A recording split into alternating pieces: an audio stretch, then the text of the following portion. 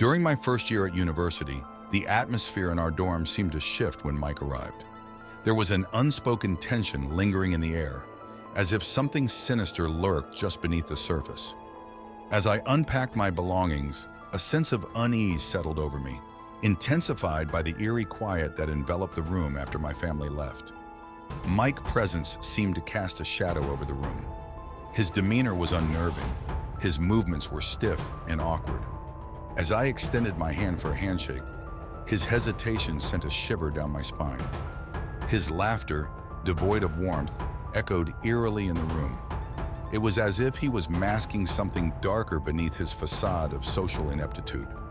Throughout that first night, a sense of foreboding hung heavy in the air.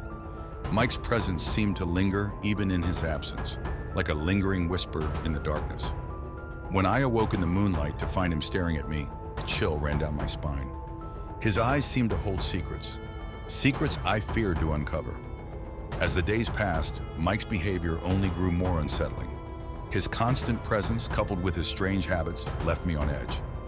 It was as if he was always watching, always waiting, his silent presence a constant reminder of the darkness that lurked within him. One night as I lay in bed, the shadows seemed to twist and contort, taking on a life of their own. I could sense Mike's presence in the darkness, his eyes boring into my soul with an intensity that sent shivers down my spine. It was as if he was probing my mind, searching for something hidden deep within. The tension between us reached a breaking point when I discovered him tampering with my belongings. His denials rang hollow, his eyes betraying the truth that lay beneath his facade. It was then that I realized the true extent of the darkness that dwelled within him, a darkness that threatened to consume everything in its path.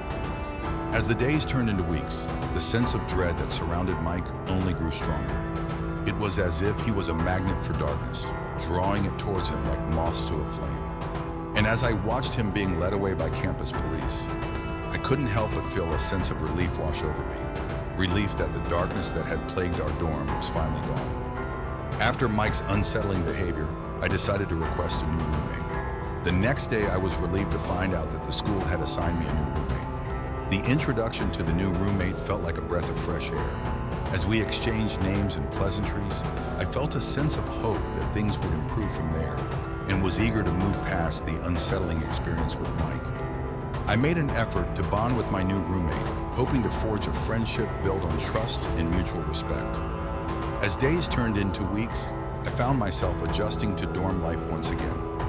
I focused on my studies, made new friends, and tried to put the nightmare of my experience with Mike behind me. However, the memory of Mike's unsettling presence lingered in the back of my mind, serving as a reminder to trust my instincts and stay vigilant. Despite the initial fear and uncertainty, I emerged from the experience stronger and more resilient.